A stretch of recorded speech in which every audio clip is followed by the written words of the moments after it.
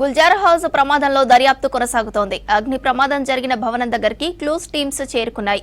మొత్తం 25 samples building లో collect చేశారు.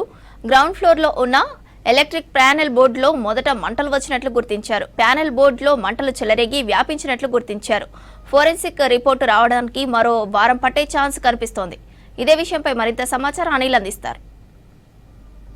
ప్రమాద ఘటనకు సంబంధించి గత 2-3 రోజుల నుంచి కూడా ఈ విచారణ అయితే కొనసాగుతుందని చెప్పాలి. ముఖ్యంగా ఘటన జరిగిన రోజు నుంచి కూడా దీన్ని సుమోటోగా తీసుకున్న అధికారులు ఘటనకు సంబంధించి అయితే విచారణ చేస్తున్నారు. అదేవిధంగా విచారణకు సంబంధించి అన్ని డిపార్ట్మెంట్ వాళ్ళు, ఇటు జిహెచ్ఎంసీకి సంబంధించి కావచ్చు, ఎలక్ట్రిసిటీకి సంబంధించి కావచ్చు, అదేవిధంగా ముఖ్యంగా ఫైర్ డిపార్ట్మెంట్కి సంబంధించి కావచ్చు, వీళ్ళంతా కూడా ఘటన స్థలానికి చేరుకుంటున్నారు. క్లూస్ టీం కూడా ఘటన స్థలానికి చేరుకొని విచారణ అయితే చేస్తున్న సంగతి అయితే మనకు తెలుస్తూనే ఉంది. ఇందులో భాగంగానే దీనికి సంబంధించి క్లూస్ టీం విషయానికి వస్తే చాలా వరకు కూడా నిన్న 25 శాంపిల్స్ అయితే సేకరించినట్టుగా కూడా తెలుస్తుంది. కలెక్ట్ చేసి ఆ తర్వాత మొదటిగా ఈ ప్రమాదానికి సంబంధించి ఇప్పటివరకు కూడా మనం ఏసీ కంప్రెసర్ పెళ్లడంతో ఇది ఇంత ప్రమాదం జరిగిందని చెప్పేసి మొదటిగా అంచనా వేసిన సిచ్యువేషన్ అయితే మనకు కనిపిస్తుంది. అయితే దానికి ముందుగా షార్ట్ సర్క్యూట్ ప్యానెల్ బోర్డులోనే ముందుగా షార్ట్ సర్క్యూట్ అవ్వడం, ఆ తర్వాత మంటలు చెలరేగాయని చెప్పేసి ఒక నిర్ధారణకైతే క్లూస్ టీం రావడం, అదేవిధంగా 25 వరకు కూడా శాంపిల్స్ని సేకరించినట్టుగా కూడా తెలుస్తుంది. ఇందులో భాగంగానే ఫోరెన్సిక్ రిపోర్ట్ రావడానికి కూడా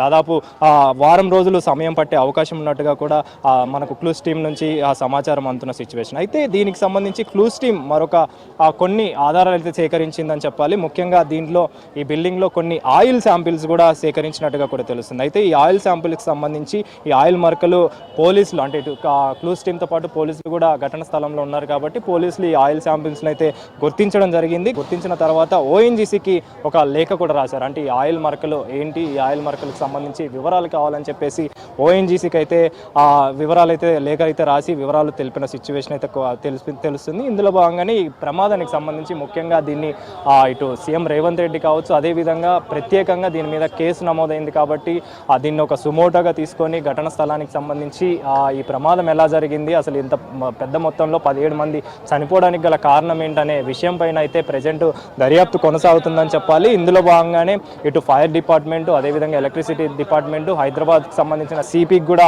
అధికారం ఇవ్వడం జరిగింది. అదేవిధంగా మొత్తం 6 మంది సంబంధించిన అధికారులతోటి, ఉన్నతాధికారులతోటి, డిపార్ట్మెంట్స్ తోటి ఒక కమిటీని కూడా ఏర్పాటు చేయడం జరిగింది. ముఖ్యంగా చూసుకుంటే ఇంత పెద్ద మొత్తంలో ఈ ప్రమాదం ఎలా జరిగిందనే విషయం పైన ఇప్పటికే క్లూస్ టీమ్ ఆధారాలు సేకరించి ఫోరెన్సిక్ ల్యాబ్కి అయితే పంపించడం జరిగింది. అయితే ఈ ఫోరెన్సిక్ ల్యాబ్కి సంబంధించి వారం రోజులు పట్టే అవకాశం ఉందని చెప్పేసి, రిపోర్ట్ రావడానికి వారం రోజులు పట్టే అవకాశం ఉందని కూడా మనకు తెలుస్తుంది. అయితే ముఖ్యంగా దీనికి సంబంధించి చార్మినార్ పోలీసులు కొంతమందికి లేఖలు కూడా వివరణ అయితే ఇవ్వడం జరిగింది. లేఖలు అయితే ఇచ్చారని చెప్పేసి లేఖ రూపంలో కొన్ని డిపార్ట్మెంట్లకు కూడా, అంటే పలు శాఖలకు కూడా చార్మినార్ పోలీసులు అయితే ఇవ్వడం జరిగిందని చెప్పేసి కూడా తెలుస్తుంది. ముఖ్యంగా దీంట్లో ఫైర్ డిపార్ట్మెంట్కి సంబంధించిన వాళ్ళు, జిహెచ్ఎంసీకి సంబంధించిన వాళ్ళు, అదేవిధంగా విద్యుత్, ఫోరెన్సిక్, ఓఎన్జీసీకి, గ్యాస్ కంపెనీలకి ఈ చార్మినార్ పోలీసులు లేఖ అయితే రాశారు. ఎందుకనంటే ఈ ఘటనకు సంబంధించి వీళ్ళంతా కూడా వచ్చి దీనికి సంబంధించిన ఆధారాలు సేకరించి అన్ని శాఖల నుంచి రిపోర్ట్ ఇవ్వాలని చెప్పేసి కూడా చార్మినార్ పోలీసులు అయితే ఈ